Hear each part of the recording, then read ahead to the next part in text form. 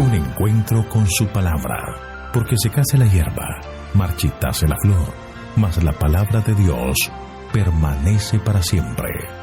Con ustedes, el doctor José Ricardo Arias Quintero.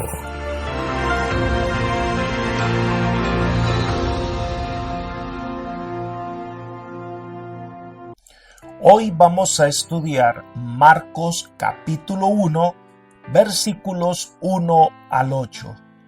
Predicación de Juan el Bautista. Te invito a orar. Padre nuestro que estás en el cielo, alabado, glorificado y exaltado sea tu santo nombre. Te damos gracias, Señor, porque tú nos concedes bendiciones, nos cuidas, nos proteges, nos guías. Y solicitamos en este momento, Señor, que al abrir la Escritura y estudiar este pasaje, podamos contar con la presencia de tu Espíritu para que Él nos enseñe, nos guíe y podamos aprender más y más de ti. Gracias, Señor, por escucharnos y concedernos tu bendición, porque sin ti nada podemos hacer. Te lo pedimos todo en el amado nombre de Cristo Jesús nuestro Señor. Amén. El Evangelio según San Marcos está dirigido a los cristianos de origen gentil, principalmente a los romanos. Por eso él no se va a detener a describir el nacimiento virginal o tratar de comprobar su descendencia del rey David. No va a contar sobre los reyes magos o sobre la persecución de Herodes. Él va a presentar directamente a Jesús. A diferencia de Mateo y Lucas, que narran episodios de los comienzos de la vida de Jesús, Marcos principia el relato de su evangelio en el momento cuando Jesús empezó su ministerio público. El descenso del Espíritu Santo y el anuncio que hizo Juan de que Jesús era el Mesías señalan inconfundiblemente su bautismo y el comienzo de su ministerio público. Por ende, según Marcos, el Evangelio, la buena noticia, en cuanto a Jesucristo, principia con el cumplimiento de una profecía del Antiguo Testamento relacionada con su bautismo. En este primer capítulo presenta a Jesús en acción, sanando a la suegra de Pedro, al endemoniado, recorriendo la región llevando sanidad a las personas. Así que comencemos el estudio del capítulo 1 de Marcos con la primera parte, que es la predicación de Juan el Bautista, un profeta muy reconocido de la época, en la sección que va del versículo 1 hasta el versículo 8. Marcos comienza su evangelio haciendo una declaración interesante. Versículo 1. Principio del Evangelio de Jesucristo, Hijo de Dios. El comienzo del relato, el comienzo de la obra del Mesías. Es el Evangelio. Este término en griego, evangelion, significa buenas nuevas. Esta palabra se usaba para dar noticias con respecto al rey o a la victoria de alguna de sus batallas. Posteriormente, esta palabra fue adoptada por los cristianos para hablar de las buenas nuevas. Y estas buenas noticias tienen mucho que ver con Jesucristo y lo que vino a hacer en esta tierra en favor de los seres humanos. La palabra evangelio originalmente se refería a la buena noticia de que ciertamente el Mesías había venido a la tierra como fue predicho por los profetas. Después el término fue aplicado al relato de la vida de Jesús y posteriormente a los diversos documentos o evangelios en los que está presentado o preservado ese registro. Pero la segunda declaración es el resumen del mensaje del libro de Marcos. El Evangelio de Jesucristo, Hijo de Dios. En todo el libro esta declaración se repite. En el bautismo, en el monte de la transfiguración, y muchas personas que fueron sanadas por Jesús lo reconocen como el Hijo de Dios. Pero algo interesante es que destaca que los discípulos que estuvieron cerca de Jesús no pudieron captar esta verdad porque no la entendieron. Solo después de la resurrección de Cristo entendieron que Jesús realmente era el Hijo de Dios y lo que eso significaba. Marcos presenta la conclusión del libro en su introducción: Jesús, el Hijo de Dios. ¿Pero qué tiene este título en particular? Ya que todos somos hijos de Dios. Pero es que Jesús es el Hijo de Dios de una forma en que en algún momento nosotros lo seremos. Porque el término Hijo de Dios sugiere una intimidad con el Padre que quizás nunca de nosotros podrá reclamar. Esa declaración del Padre, este es mi Hijo amado, sugiere una relación particular, pero quizás es Pablo quien nos da una visión mucho más amplia de lo que significa Jesús, el Hijo de Dios. Vayamos a Hebreos capítulo 1, versículos 1 al 4. Dios, habiendo hablado muchas veces y de muchas maneras en otro tiempo a los padres por los profetas, en estos postreros días nos ha hablado por el Hijo, a quien constituyó heredero de todo y por quien asimismo hizo el universo, el cual, siendo el resplandor de su gloria y la imagen misma de su sustancia, y en quien sustenta todas las cosas con las palabras de su poder, habiendo efectuado la purificación de nuestros pecados por medio de sí mismo, se sentó a la diestra de la majestad en las alturas, hecho tanto superior a los ángeles, cuanto heredó más excelente nombre que ellos. Entonces, según Pablo, el Hijo es la imagen de su sustancia, es decir, el reflejo de su carácter. Es a través de quien crea y sustenta el universo. El Hijo es el Redentor de la humanidad. Marcos declara que Jesús es el Mesías. De entrada nos muestra lo que él cree y todo su relato llevará a mostrar por qué todos los gentiles deben llegar a esa misma conclusión. Una vez hecha la declaración, muestra cómo la profecía del Antiguo Testamento se cumple en Juan el Bautista, versículos 2 y 3 de Marcos 1. Como está escrito en el profeta Isaías: yo envío mi mensajero delante de tu faz, el cual preparará tu camino delante de ti. Voz del que clama en el desierto: preparad el camino del Señor, enderezad sus sendas. Marcos está citando una profecía de Miqueas e incluye también algunas palabras de Isaías, pero Marcos lo identifica como una profecía de Isaías. Eso era costumbre de aquella época.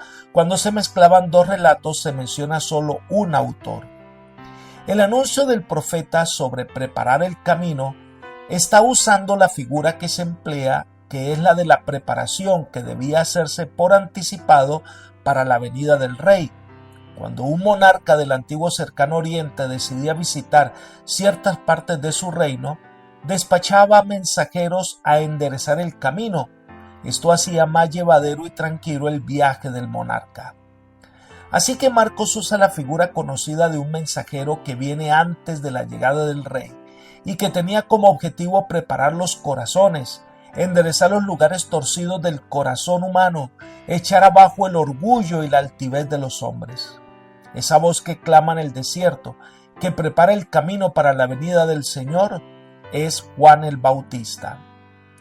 Elena de White comenta: había declarado a la gente que a fin de que el camino estuviese preparado delante del Señor, la profecía de Isaías debía cumplirse.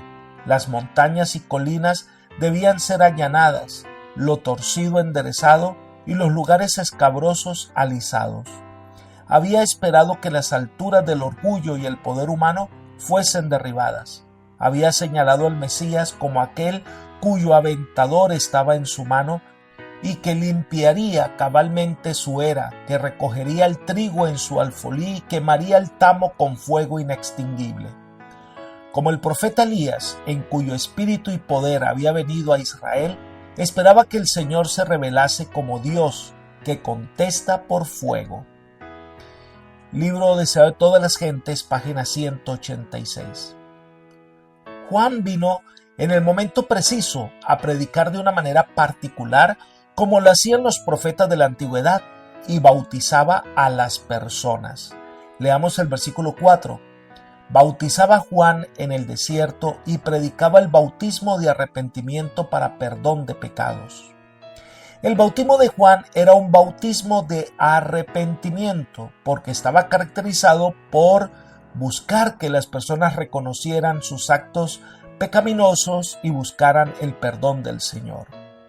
El acto del bautismo no era garantía de arrepentimiento ni de perdón, pero el bautismo no era genuino a menos que se caracterizara por esas experiencias. El verbo que usa para bautizar es baptizo, que en griego quiere decir bañar, sumergir.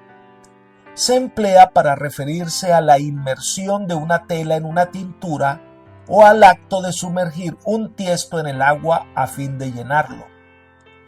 El sentido intrínseco de la palabra, junto con los detalles específicos del relato evangélico, deja en claro que el bautismo de Juan era administrado por inmersión. Así que el bautismo que debe administrarse es el de aquel que es sepultado en el agua. Para los cristianos, el bautismo por inmersión tiene un significado especial que podemos encontrar en Romanos capítulo 6, versículos 3 y 4. ¿O no sabéis que todos los que hemos sido bautizados en Cristo Jesús hemos sido bautizados en su muerte? Porque somos sepultados juntamente con Él para muerte por el bautismo, a fin de que como Cristo resucitó de los muertos para la gloria del Padre, así también nosotros andemos en nueva vida. Cuando somos bautizados, somos sepultados con Cristo, muertos al pecado, y somos levantados participando de una nueva vida que nos concede Cristo. Por eso Juan el Bautista llamaba a las personas al arrepentimiento, que era el reconocimiento del pecado y obtener por medio del bautismo el perdón de los pecados. Hemos dejado en esa tumba líquida nuestro pasado pecaminoso y ahora hemos aceptado la gracia de Cristo que nos da una nueva vida, ahora centrada en el amor de Dios. Este mensaje de Juan repercutió por toda la tierra de Judea, por toda Galilea. Leamos el versículo 5. Acudía a él toda la provincia de Judea y todos los que de Jerusalén y eran bautizados por él en el río Jordán, confesando sus pecados. Según la historia, se dice que los oyentes de Juan tenían que caminar unos 30 kilómetros y descender unos 1300 metros para poder venir a donde él estaba y escuchar su predicación.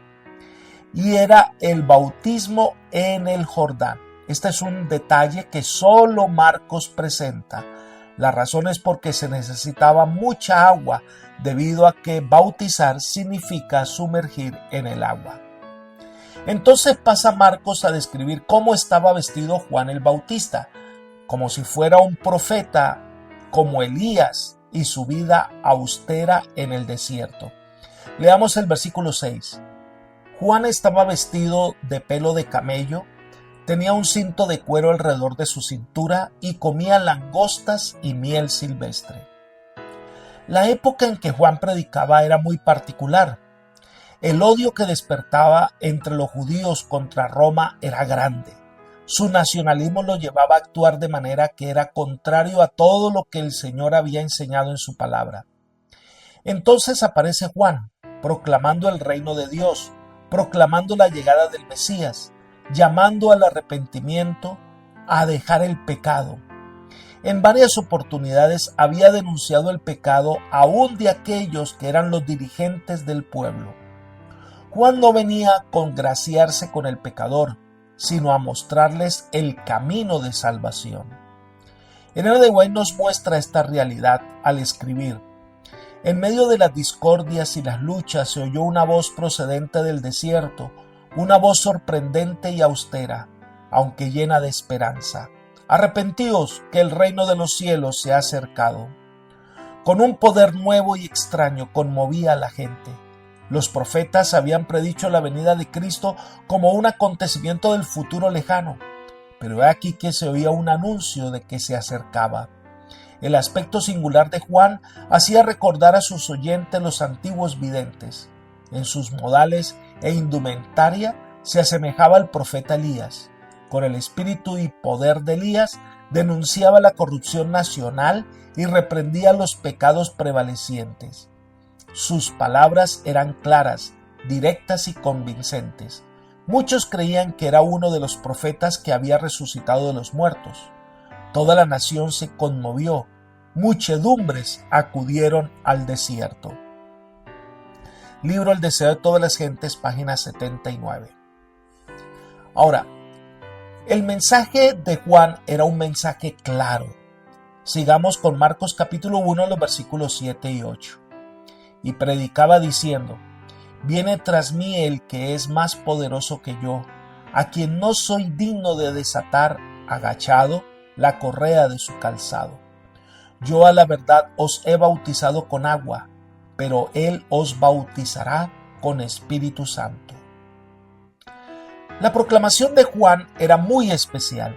Anunciaba la llegada del Mesías, la llegada de alguien que no era digno ni siquiera de desatar las correas de las sandalias.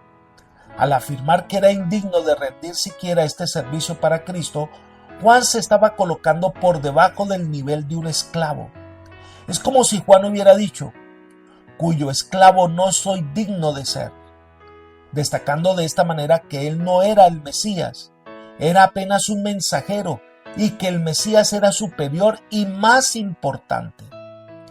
Ahora, Juan resume la obra que venía a ser el Mesías. El versículo 8 dice: Yo a la verdad os bautizo en agua, pero él os bautizará con Espíritu Santo. Es decir, que su bautismo está acompañado con la dirección del Espíritu Santo. En Jesús, la promesa de la obra del Espíritu Santo se cumplirá de manera efectiva. Era la aceptación de total salvación provista por Cristo. El Espíritu guía el arrepentimiento. El Espíritu guía el conocimiento de la verdad. La vida de Juan el Bautista sirve de símbolo y ejemplo para los que tenemos el deber de predicar el Evangelio en esta época, en donde la maldad ha crecido y donde el mensaje del Evangelio es la solución. Ellen G. White nos llama a la reflexión diciendo: al preparar el camino para la primera venida de Cristo, representaba a aquellos que han de preparar un pueblo para la segunda venida de nuestro Señor. El mundo está entregado a la sensualidad. Abundan los errores y las fábulas. Se han multiplicado las trampas de Satanás para destruir a las almas. Todos los que quieran alcanzar la santidad en el temor de Dios deben aprender las lecciones de temperancia y dominio propio. Las pasiones y los apetitos deben ser mantenidos sujetos a las facultades superiores de la mente. Esta disciplina propia es esencial para la fuerza mental y la percepción espiritual que nos han de habilitar para comprender y practicar las sagradas verdades de la palabra de Dios. Por esta razón, la temperancia ocupa un lugar en la obra de prepararnos para la venida de Cristo. Deseo de todas las gentes, página 76. Apreciado amigo y hermano, hoy más que nunca necesitamos revestirnos de la gracia del Espíritu para guiar, como Juan lo hizo en su época, guiar a hombres y mujeres a los pies del Salvador. Cuán necesario entonces es que nosotros abracemos con alegría el Evangelio de la salvación, el Evangelio del amor de Cristo, para que podamos difundirlo a otros que lo necesitan. Que el Señor te bendiga y te guarde, y te guíe por sendas de paz, es mi oración por ti. Amén.